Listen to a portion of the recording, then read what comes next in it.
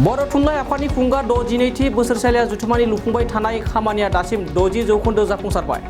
बे बाथ्राखौ बुंदों बानजाय आफादनि गाहाय नेहाथारि जनिल कुमार ब्रह्मआ।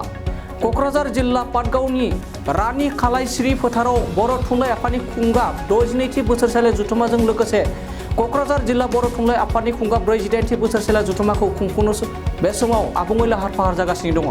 फैगौ 23, 24, 25 आरो 26 फेब्रुआरियाव मिरु बर' थुनलाइ आफादनि बोसोरसालिया जुथुमाया गाजा गोमजायै खुंफुंजागोन। बे जुथुमानि लुफुंनाय खामानिया सोलिबाय थानायखौ नोजोर लाखिनानै दिनै बानजाय आफादनि बिबानगिरिया बे खेबनि जुथुमायाव 10,000 थान्दैफोरा बाहागो लाफैगोन आरो 50,000सो सुबुंफोरा बे सावरायमेलाव बाहागो लाफैगोनखौ जोंनि खौरांनि गेजेरजों मिथिहोदों।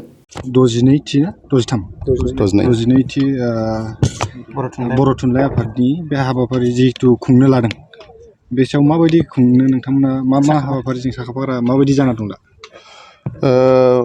बुहुमनि बर'फोर एबा बिटिआरनि बर'फोरनिसिम आं बेखौनो फोरमायहरनो लुगैदों।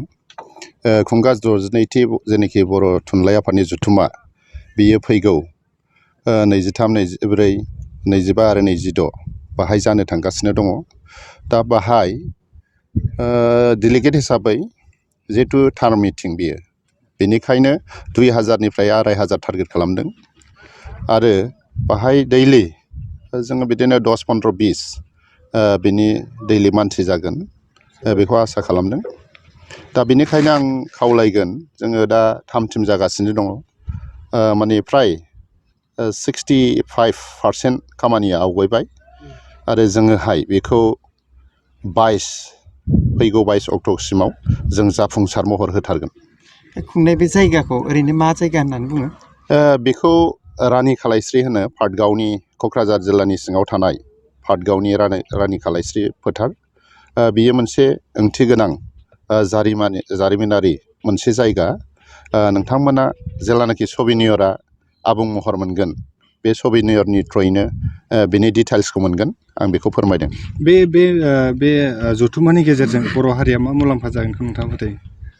बर' थुनलाइ होनोबा साफ्रोमबो बर' माहारिनिनो सिबिनां मोनसे आफाद, जे बर'नि गागि आफाद होननानै बुंदों, गारजेन आफाद होनदों जायखौ।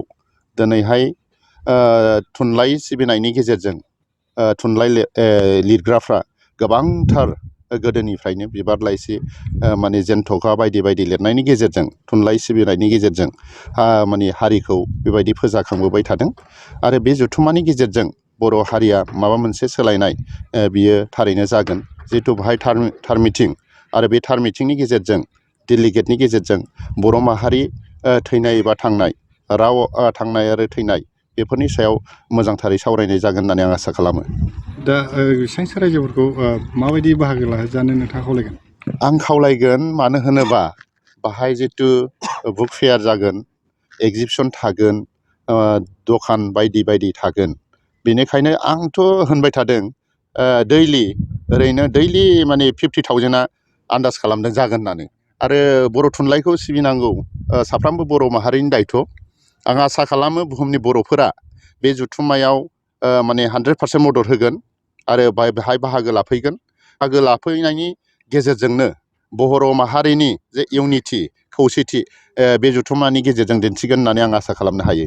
गाहाय आलासिखौ सोरखौ सायख'दों नोंथाङा फोरमायनो हागोन नामा? गाहाय आलासि हिसाबै जोङो दा थि जाबाय होननानै जों साननानै लानांगोन। अलक मेहता होननाय निउ दिल्लीनि सासे रायथाइगिरि, खौरांगिरि, बिथाङा बे जथुम्मानि गाहाय आलासि हिसाबै जाफैगोन। आसा खालामो बिथांनि गेजेरजोंबो बर' माहारिनि फारसे एबा थुनलाइ सिबिनायनि फारसे, राव सिबिनायनि फारसे जों गोबांथार खोथा मिथिनो हागोन आरो बिथांनि गेजेरजों मुलुगाव बर' हारिया जे माने मिथिसार जागोन, आं आसा खालामो।